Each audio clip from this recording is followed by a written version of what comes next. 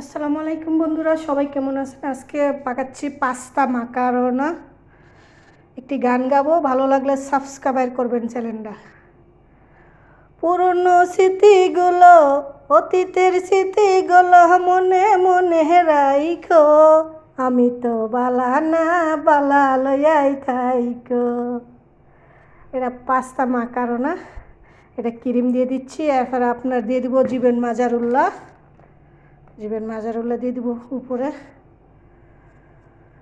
অতীতের কথাগুলো, পুরনো স্মৃতিগুলো মনে মনে রাইকো, আমি তো বালা না বালাই লইয়াই থাইকো।